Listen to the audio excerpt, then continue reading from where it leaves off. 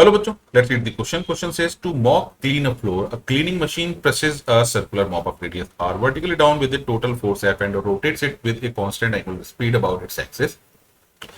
If the force F is distributed uniformly over the mop and if coefficient of friction between the mop and the floor is mu, the torque applied by the machine on the mop is.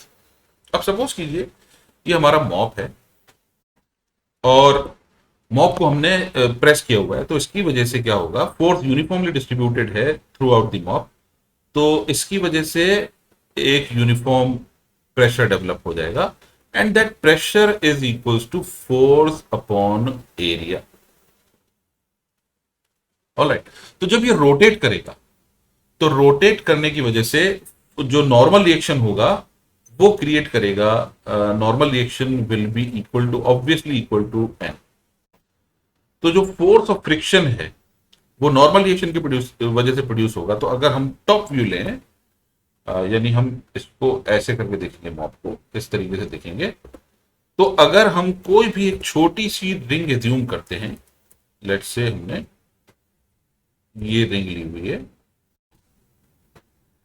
तो इस ring के हर portion पर force of friction लगेगा। यानी अगर ये rotate कर रहा है लेट्स से एंटी क्लॉकवाइज या clockwise, let's say clockwise rotate कर रहा है, तो फोर्स ऑफ फ्रिक्शन जो इस रिंग है, ये रिंग जिसका रेडियस हमने एक्स लिया हुआ है, इस पर फोर्स ऑफ फ्रिक्शन लगेगा इस डायरेक्शन में।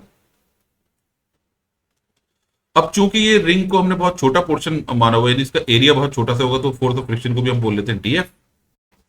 तो इसकी वजह से जो टॉर्क प्रोड्यूस होगा वो होगा D tau, that is equal to D F into x.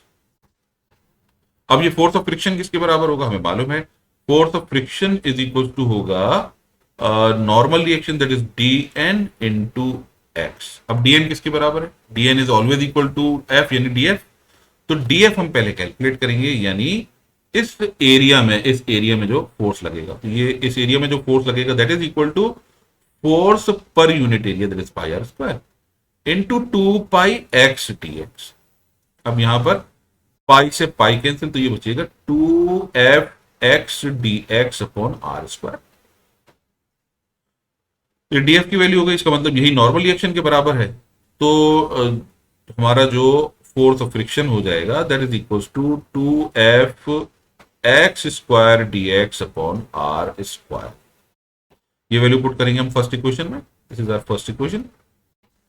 Put करेंगे तो हमें मिलेगा D tau is equal to 2f X square D X upon R square. तो टॉर्क की वैल्यू हो जाएगी 2f upon R square integration X square D X, कहां से कहां तक जाएगा, 0 to are, which is equal to 2f upon R square into X cube upon 3 from 0 to R, यानी सॉल्व होकर ही हो जाएगा 2f आर।